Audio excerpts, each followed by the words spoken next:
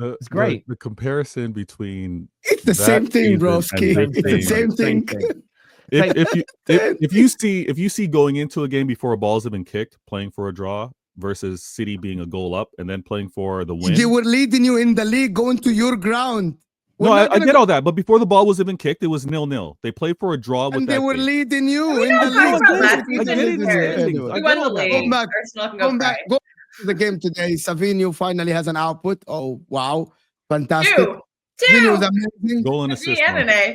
Erling Haaland finally is moving outside the 18, receiving the ball and dribbling past people. Surprise, surprise, Pep. Erling Haaland can do it. Just allow him to do it, my man. Just get Pep. Crying for it. Haaland the ball outside the 18. He can pass, by the way. He's not with crutches. He's not with crutches. I will say as well, that goal that Haaland nearly scored, that goal he nearly scored where he took on about 3 or 4 players, there were so many YouTubers and content creators shitting their pants when he shot that ball after saying that he has no ability on it. It was very, very good, that was. We knew that he has this ability. We knew. It's from Dortmund days. Of course we do. This year, says Judge Mo, City fans are shameless. Whoa, what? I don't, do you know what it is? Explain yourself. I can't speak for Pete. I don't think City fans are shameless per se. We all kind of go through this. And I think City fans, like Gunners were for their brand of football under Wenger, you can become a little bit spoilt where you sit and you become one of the best and you dominate the ball and you're always the aggressor. And it becomes quite easy to point fingers and go, oh, you're cowards because you sat behind the ball today, or you didn't win, you didn't play proper. I'm not saying you've said this, but I'm giving you variations of what people say. You guys are cowards, or that isn't proper football. Yes, you won, but you parked the bus. You play terrorist football to win, fossil football to win. It's the thing is it's very easy when you're on top of the tower playing the best football to point fingers and say that. But there are times that's the type of football or certain times in games where you have to do that. And City did it very, very well today in the end. Yes, Leicester still opened them up. But if you weren't as pragmatic and there was even more space, they would have scored. They would have scored if Vardy was a couple years younger. Maybe. He had chances today. Kelk is the only one that said City should play pragmatic and deeper and defend with all the players. She said we should play on the counter attack. She said we should, and people were calling her in the chat. Why? Man City, Pep Guardiola doesn't play counter attack. It was like, but we want to win games. We just want to win at the end. That's what we care about. I don't care what the performance is. I just want 3 points. I don't care. Big Marlon Steele. No, I hear that. This here from AMT says, Terry mentioned that in the last 2 years, Arsenal have been pragmatic, but not defensive, right? I mean, it depends. Everyone seems to interpret it. When I say pragmatic, when I'm talking in a footballing context, that means sometimes you are defensive. That means sometimes you do commit a player or two less to attacks. It's about, I suppose when I'm talking about being pragmatic, it's about managing in-game situations based on who you're playing, home or away, what the score is, the need. When you went for that draw at City last year, look, you can always do, and you see this a lot, you can always go back and go, oh, if we'd have gone there and gone for the win and won it, we would have won the league. But you might have opened up on that day and got beat 3-0. That's the problem with that type of analysis is you don't know. Yes, you could have attacked that game and won. You could have attacked that game and lost, and you actually would have finished. You could have finished behind City by 2 points, 3 points, 4 points, and the gap would have seemed bigger. So you have to be pragmatic when you don't have the very best team, or if you don't have a team that is just superior to everybody else. I think it's going to be it's going to be a challenge if a manager can only play their brand versus a inferior team.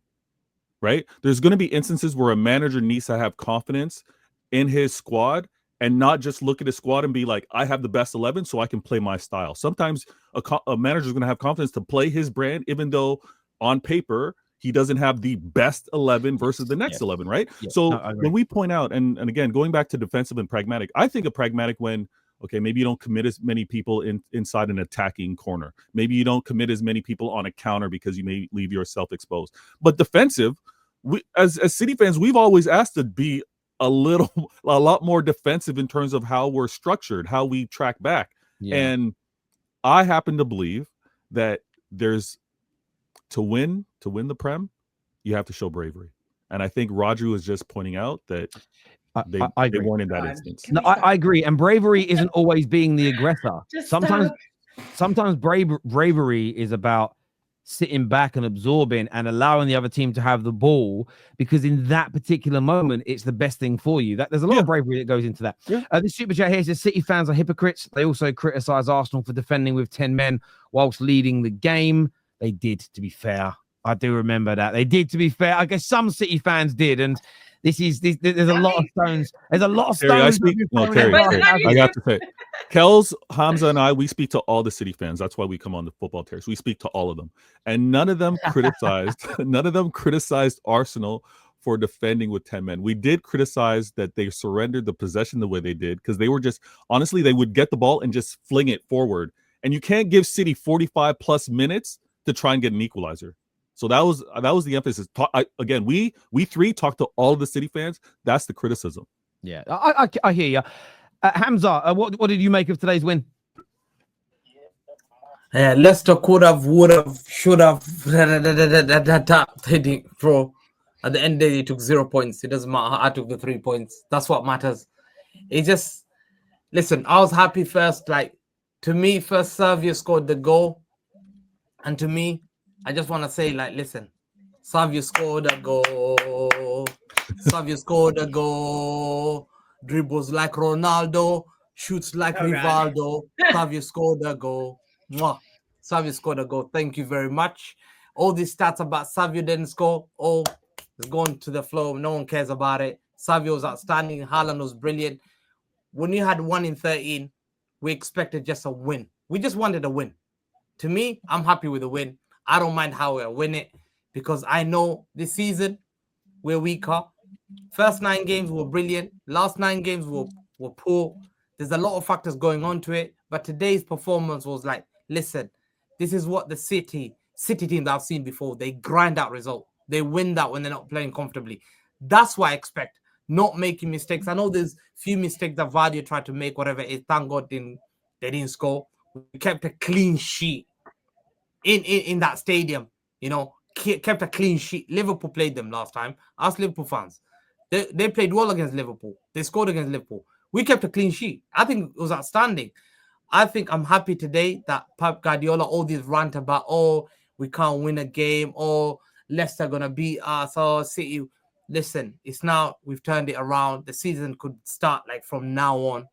City have moved from 7th, where I've not seen City for a long time. Like last time was 7th, I think it was before we signed Diaz, I remember. And now we've come back from that, and now we're 5th.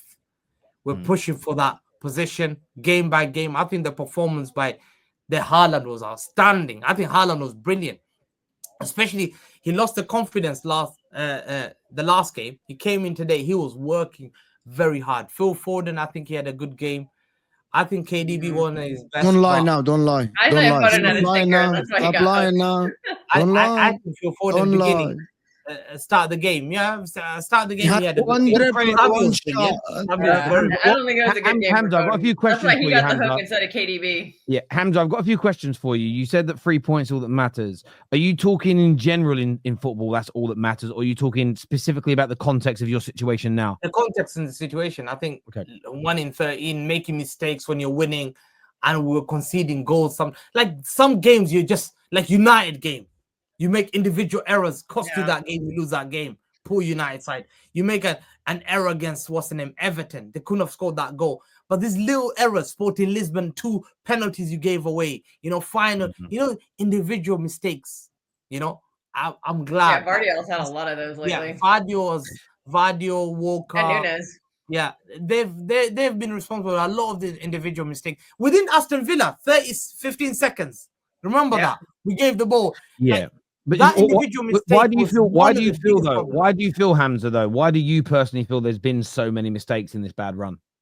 I said it before. I think squad fatigue. And I think when you don't have a big quality, the small squad quality, like Pep Guardiola is happy with his 15, 16 top quality players. I think it's beaten Pep Guardiola badly, because you can't keep playing those players for 3 years in a row every 3 days. You can't do. I look at most team. You know, I look at my defense when I open Man City squad.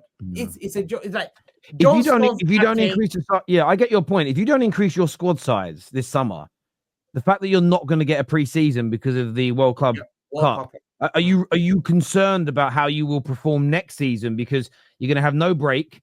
If the squad doesn't get bigger in terms of its size, so you might sell some and buy some. If your squad size stays the same, a summer of playing competitive football and no preseason, are you not concerned about how you'll be able to win the league next year as well, based on what you've just said? I think they'll improve it. I think the fact that they're going to the market with 3 players in January, City have never done that. It shows you when I see it. It shows you exactly. They've put their hand up. So what you're saying, Hamza, it's not about the size of the squad doesn't bother you. It's the quality of that squad, or does the size matter? Yeah, because there's no point of having player like S1 Brand, part of your 8 defenders, and you never play him. Yeah, Kyle Walker is aging, and you keep him there, and he's full of mistakes. Aken Stones, there's another problem there. You have to make a decision. Who stays, who goes? Who stays? Because you can't have Stones missing this many games. So City have to make a very careful decision. Midfield, the engine of that midfield is not there. Look at the pressing. Let me give you one thing. Look at the pressing. So bad Look today. at Guardiola's position. Whenever he played football, his team at Barca, Bayern, they used to press within 6 seconds. They had this 6 or 7 seconds rule. Whenever they'll lose the ball, 7 seconds they'll get the ball back. It happened at City. There's a statistic that's just come out now. Yeah, that's proved. As the players have aged, they cannot press. Look, how can oh my God, how can Leicester City come up the press? I used to remember Terry, Aguero will stand there, Leroy Sané Sterling there. The keyboard had the ball. Hamza, I hear you. I hear you, but I don't want to get away. Hamza, I hear you, but I want to get a straight answer from you. So, are you concerned if the squad size doesn't improve or the squad quality doesn't improve? Which is the most important? The most important is the quality. And it has to be 21, 22 top quality. So it isn't. So Pep Guardiola's squad size isn't the problem. Then it's your squad just isn't good enough. Is what you're essentially saying? There's been some poor purchases quality wise recently. No, I'm just trying to get a rounded answer because I'm just trying to make sure the viewers understand exactly what's being said.